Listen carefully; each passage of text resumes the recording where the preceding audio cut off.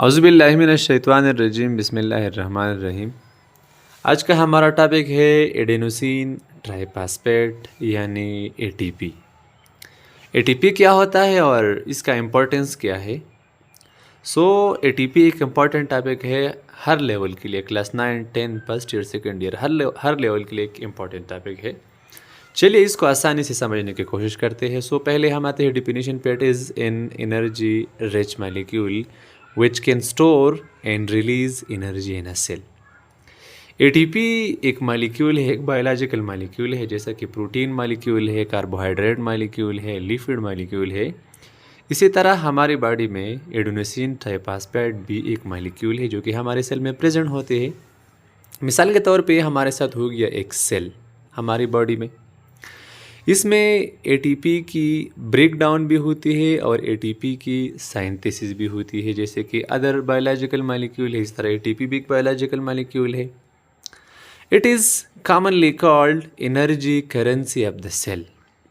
इसको हम सेल का एनर्जी करेंसी कहते हैं।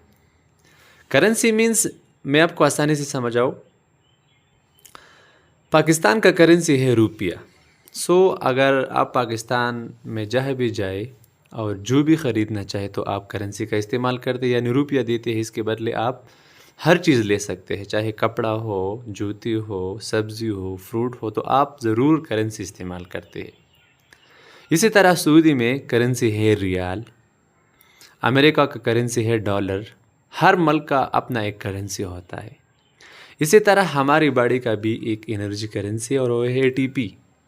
मिसाल के तौर पर जब भी हमें किसी काम के लिए एनर्जी की ज़रूरत पड़े तो हम करेंसी इस्तेमाल करते हैं। वो करेंसी होते हैं हमारे साथ ATP.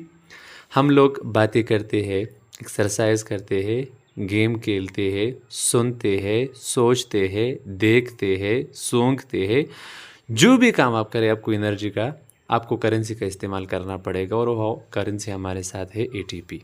It is the energy currency of the cell. It is a mono nucleotide. ये एक न्यूक्लियोटाइड से बना हुआ एक मॉलिक्यूल है। न्यूक्लियोटाइड के बहुत सारे किस्में होते हैं, मानो न्यूक्लियोटाइड, डाई न्यूक्लियोटाइड, पोली न्यूक्लियोटाइड। मानो न्यूक्लियोटाइड में हम एग्जांपल लेते हैं एटीपी का, डाई में हम लेते हैं FAD NAD और पोली में हम लेते हैं DNA और RNA का। लेकिन यहाँ पे हम मानो न्यूक्लियोटाइड के बारे में बताते हैं और वह है हमारे साथ एटीपी। हम पहले इसकी फार्मूले पे आते हैं। फार्मूला है इसका C10H16 N15 O3 Phe3। ये है molecular formula of adenosine triphosphate. अब हमारे साथ एक जनरल क्वेश्चन है कि हमारी वजूद कितने एटीपी पर डे इस्तेमाल करती है। Human body uses about 50 to 75 kg of ATP per day.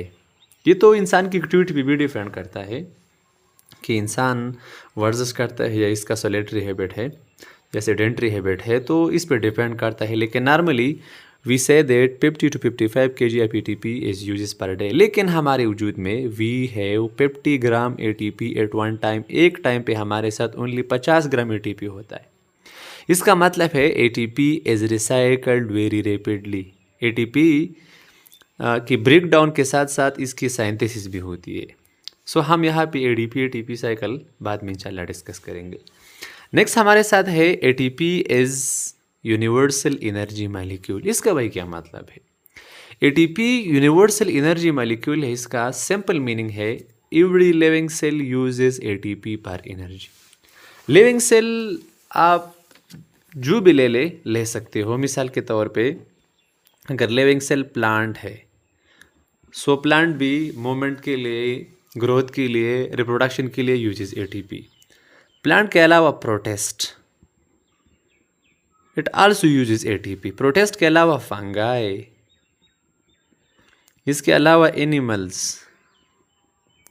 Beside this bacteria.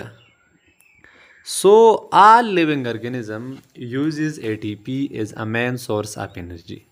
We say that ATP is universal energy molecule. Next है हमारे साथ structure of ATP. ATP molecule is composed of 3 parts या 3 components. The one we call adenine, जो कि एक double ring nitrogenous base है। ये आप देख सकते हैं, ये एक नाइट्रोजीनियस बेस है। 5 किस्म नाइट्रोजीनियस बेस हमारे साथ प्रेजेंट होते हैं, adenine, guanine, cytosine, thymine, uracil. यहाँ पे हमारे साथ प्रेजेंट है एडेनिन, यहाँ पे हमने लिखी है एडेनिन। ये एक डबल रिंग, एक रिंग ये है, दूसरा रिंग ये है। सो ये डबल रिंग नाइट्रोजीनियस बेस है। सेकंड राइबोज शुगर है, एक पाइप कार्बन शुगर यहाँ पे आप दे सकते हैं। ये है कार्बन नंबर 1 2 3 4 और यहाँ पे कार्बन नंबर 5 पड़ा होता है जो कि फास्फेट के साथ जुड़ा होता है। सो राइबोज शुगर हो गया और इसके बाद 3 फास्फेट हो गई, 1 2 3। सो पहले हम इसकी जनरल स्ट्रक्चर लेते हैं, फिर इसमें हम बॉन्ड्स डिस्कस करते हैं। स्ट्रक्चर में हम लेते हैं, हमने ऑलरेडी बताया कि यहाँ पे एक होता है एडेनिन, दूसरा राइबोज शुगर जो कि 5 कार्बन शुगर है, इसमें 5 कार्बन होते हैं और 3 फास्फेट यहाँ पे प्रेजेंट होते हैं। जब भी एटीपी की सिंथेसिस होती है तो पहले एडेनिन और राइबोज शुगर कंबाइन होके एडेनोसिन बनाते हैं। ये एडेनिन है और ये है राइबोज शुगर, दोनों को हम मिला के बनाते हैं एडेनोसिन। सो एडेनोसिन अब बन गया। अब ये adenine plus ribose sugar combine होके बनाता है एडेनोसिन, इसका तो काम क्लियर हो गया। अब हम इस राइबोज के साथ शुगर के साथ कार्बन नंबर 5 यहाँ पे प्रेजेंट होता है, इसके साथ फास्फेट जोड़ते हैं। सो एडेनोसिन के साथ एक फास्फेट जुड़ गया, सो एडेनोसिन प्लस एक फास्फेट हो गया, तो ये हमारे साथ बन जाएगा एडेनोसिन मोनोफास्फेट, यहाँ पे शॉर्टली हम लिखते हैं AMP। फिर हम दूसरा फास्फेट लगाते हैं, एक फास्फेट तो ये जुड़ गया, ठीक है, ये वाला ये एडेनोसिन हो गया, एक फास्फेट हो गया तो एडेनोसिन मोनोफास्फेट हो गया। अब हम दूसरा फास्फेट लगाते हैं तो ये हो जाएगा एडेनोसिन डाइफास्फेट दें। So adenosine monophosphate plus 1 more phosphate, it makes adenosine diphosphate. फिर हम तीसरा फास्फेट भी लगाते हैं। सो 1 2 3 फास्फेट अब हो गई, now it is called ATP। सो हमारे साथ ATP की फॉर्मेशन सिंथेसिस हो चुकी है। अब यहाँ पे आप इस स्ट्रक्चर में देख सकते हैं, यहाँ पे हम बॉन्डिंग देखते हैं। ATP मॉलिक्यूल में 3 किस्म बॉन्ड प्रेजेंट होते हैं। ये राइबोज शुगर है और ये एडेनिन है। राइबोज शुगर और एडेनिन दोनों जुड़े होते हैं N ग्लाइकोसिडिक बॉन्ड पे। सो the bond which is present between ribose sugar and adenine, this is called N glycosidic bond. अब ये राइबोज शुगर यहाँ पे फास्फेट नंबर 1 से जुड़ा हुआ फर्स्ट फास्फेट है, पहला फास्फेट है। सो ये राइबोज शुगर इस फास्फेट से जुड़ा हुआ है फास्फोडाइईस्टर बॉन्ड से, ये दूसरा टाइप बॉन्ड हो गया। अब ये फास्फेट भी एक दूसरे के साथ जुड़े हुए हैं, इसका भी एक बॉन्ड है। सो ये फास्फेट और ये फास्फेट दूसरी, या ये फास्फेट या ये फास्फेट जुड़े हुए एक दूसरे के साथ फास्फो एनहाइड्राइड बॉन्ड से। So the bond which is present between phosphate groups we called phospho anhydride bond. और पहले फास्फेट और राइबोज शुगर के साथ ये जो बॉन्ड प्रेजेंट है इसके साथ उसको हम कहते हैं फास्फोडाइईस्टर बॉन्ड। और ये 5 कार्बन शुगर और एडेनिन की बीच जो बॉन्ड है इसको हम कहते हैं N ग्लाइकोसिडिक बॉन्ड। सो ये 3 किस्म के बॉन्ड्स हो गए यहाँ पे। अब यहाँ पे होते हैं हाई एनर्जी बॉन्ड और लो एनर्जी बॉन्ड। सो इसका सिंपल बिल्कुल ईजी कंसेप्ट है। बॉन्ड्स में 2 किस्म के बॉन्ड है, या स्ट्रेट बॉन्ड होगी या वेवी बॉन्ड होगी। ये स्ट्रेट बॉन्ड है, बिल्कुल आप देख सकते हैं ये स्ट्रेट बॉन्ड है। N glycosidic bond straight bond है, हमने लिखे है straight bond N glycosidic bond.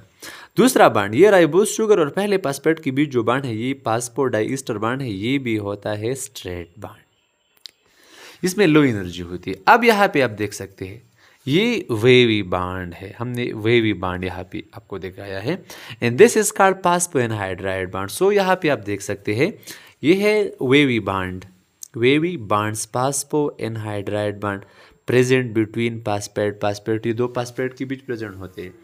जब भी ATP मॉलिक्यूल हमें एनर्जी देती है तो ये बॉन्ड ब्रेक जाता है। स्पेशली इसमें 3 फास्फेट है, alpha phosphate, beta phosphate and gamma phosphate. जब भी गामा फास्फेट या टर्मिनल फास्फेट है, लास्ट फास्फेट है, आप इसे देख सकते हैं, मैं यहाँ पे लिखती हूँ टर्मिनल फास्फेट, ये मिडल फास्फेट है, ठीक है, और ये प्रॉक्सिमल फास्फेट है। यहाँ पे जब भी ये फास्फेट इसकी ब्रेक डाउन होती है तो हम वाटर मॉलिक्यूल को ऐड करते हैं, इसके साथ ये बॉन्ड ब्रेक हो जाता है, तो it gives us energy, it gives us about 7.3 kilo calorie energy. So चलिए देखते हैं एटीपी एडीपी साइकिल को और फिर क्लास को ख़त्म करते हैं। ATP ADP cycle simply mean that ATP का एडीपी में कन्वर्ट हो जाना और वापस एडीपी का एटीपी में कन्वर्ट हो जाना। So cell uses a continuous cycle between ATP and ADP to store and release energy. Cell में एक साइकिल चल रहा होता है जिसमें एटीपी बन रही है और एटीपी इसकी ब्रेक डाउन भी होती है सेल में। सो बिल्कुल इजी कंसेप्ट है, आप इसे बिल्कुल सिंपल से याद कर सकते हैं। मिसाल के तौर पे यहाँ पे हम लेते हैं when a cell needs energy the last phosphate breaks from ATP. जब भी सेल को एनर्जी होती है तो ये लास्ट पासपेट ब्रेक हो जाता है। आप इसे देख सकते हैं डायग्राम में, ये लास्ट पासपेट है, टर्मिनल पासपेट है, इसकी ब्रेक डाउन होगी। सो यहाँ पे हम लिखते हैं एटीपी, यहाँ एडीपी प्लस इनऑर्गेनिक पासपेट, एक पासपेट निकल गया तो हमारे साथ हो गई एनर्जी रिलीज और ये एनर्जी होगी 7.3 किलो कैलोरी एनर्जी ये रिलीज होगी, 7.3 किलो कैलोरी एनर्जी रिलीज हुई। अब अगर सेल को वापस एनर्जी की ज़रूरत हो और हमने फूड खाया तो क्या होगा, to make ATP again phosphate is added back to ATP. ये एडीपी है, हमने पासपेट को वापस लगाया तो ये क्या हो गया, एटीपी वापस हमारे साथ बन गया। सो इजी बात है बिल्कुल, ये हमारे साथ हो गया एडेनोसिन डाई पासपेट। इसके साथ हम अगर इनऑर्गेनिक पासपेट लगाते हैं तो ये बन जाता है एटीपी। अब जब हम एटीपी के साथ लेते हैं वाटर, सो वाटर के साथ इसका एक पासपेट वापस निकल जाता है तो वापस ये बनता है एडीपी। सो सेल में कंटिन्यूसली एटीपी की ब्रेक डाउन भी होती है और एडीपी की सिंथेसिस भी होती है। This is called ATP ADP cycle. So अब ये ATP ADP cycle it takes place millions of time per second. So it takes place millions of time per second। हमारे वजूद में एक सेकंड में मिलियंस एडीपी साइकिल होते हैं। सो ये कंटिन्यूसली एटीपी इसकी ब्रेक डाउन भी होती है और इसकी वापस फॉर्मेशन भी हो सकती है, सिंथेसिस भी हो सकती है। सो हमें बिल्कुल इजीली ये बात याद रखनी चाहिए कि जब भी एटीपी की ब्रेक डाउन होती है तो इट रिलीज एनर्जी और जब भी इसकी रीबिल्डिंग होती है सो रीबिल्ड में इट स्टोर एनर्जी। सो यहाँ पे अगर हम देखें तो साइट ऑफ सिंथेसिस पे देखते हैं। साइट ऑफ सिंथेसिस में मोस्टली एटीपी का साइट ऑफ सिंथेसिस है माइटोकॉन्ड्रिया और यहाँ पे ये बन रहे हैं सेलुलर रेस्पिरेशन में। बिसाइड दिस ग्लाइकोलिसिस के दौरान ये साइटोप्लाज्म में भी बन सकती है। साइटोप्लाज्म में भी एटीपी की सिंथेसिस होती है ड्यूरिंग ग्लाइकोलिसिस या एनारोबिक रेस्पिरेशन में भी। ग्लाइकोलिसिस तो कंबाइन प्रोसेस है, एरोबिक और एनारोबिक रेस्पिरेशन दोनों में ये हो सकता है। So this is all about ATP. Hope that understand better. हमें अपनी दुआ में याद रखिए। अल्लाह पामान।